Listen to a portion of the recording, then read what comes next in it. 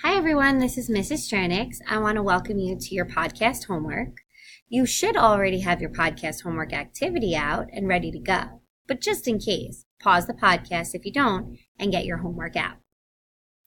Today we learned that every citizen has rights and responsibilities. Tonight, we're going to review what rights and responsibilities are, and then we're going to learn about some ways that we can be good citizens at home, in school, and in our greater community. So let's think back. What is a right? If you were thinking that it's something that tells you what is or is not allowed in a particular situation, then you really were paying attention in class today. So then, what is a responsibility? If you were thinking that it's something that you should be doing, then you were a super second grade thinker today. Here are some examples of the differences between rights and responsibilities. So you have the right to a safe environment, but you also have the responsibility to follow the safety rules.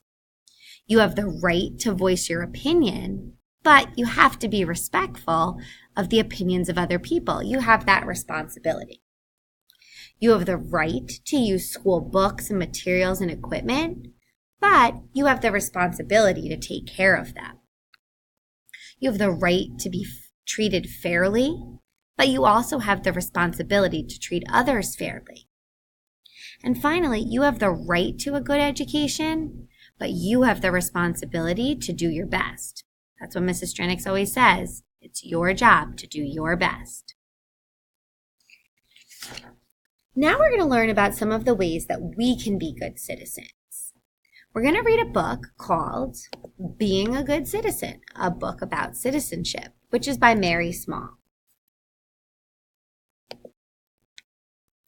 Living in a country is like being part of a big special club. You're a member of that club every day. If your club is going to be a success, every member has to help. Being a good citizen means you are helping your country be the best it can be. There are lots of ways to be a good citizen. I'm going to ask you to write down a phrase to describe one way you think you can help the people around you by being a good citizen. I'll give you just a moment to jot that down in the first box on your homework paper.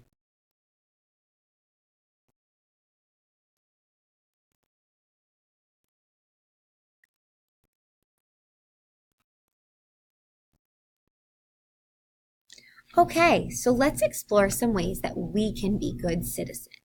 Pay close attention because at the end, you're going to have to list out 5 more ways you can be a good citizen after listening to the story. Joe knows the lake needs to be cleaner, so he speaks out against pollution. He is being a good citizen. Kelly helps shovel her neighbor's sidewalk after it snows. She is being a good citizen. When a new family moves to town, the children from the neighborhood stop by to say hello. They are being good citizens. When water spills on the basketball court, Mary quickly wipes it up so no one will slip. She is being a good citizen. Stacy picks up the trash from the ground and throws it away even though it's not hers. She is being a good citizen. Voting for local and state officials is very important. Jimmy wakes his parents up bright and early on election day to make sure they don't forget. He is being a good citizen. Mrs. Jones and her students study the history of their country. By learning about their country, they are being good citizens. Jenna works as a crossing guard to help keep people and animals safe. She is being a good citizen. Josh protects the small and weak from harm. He is being a good citizen. Miss Marcy and Samantha plant flowers to make their neighborhood a more beautiful place. They are being good citizens. Being a citizen of a country is a very special thing. Good citizens take pride in their actions and stand up for what they believe. What are some ways that you can be a good citizen? So now it's your turn. What are some of the ways that you can be a good citizen? What are some of the ways what are the things that you can do to be a good citizen at home, in school, or even in the bigger community that you live in? You're going to write those down or illustrate them and label them on your homework paper. And we're going to be sharing them with each other tomorrow.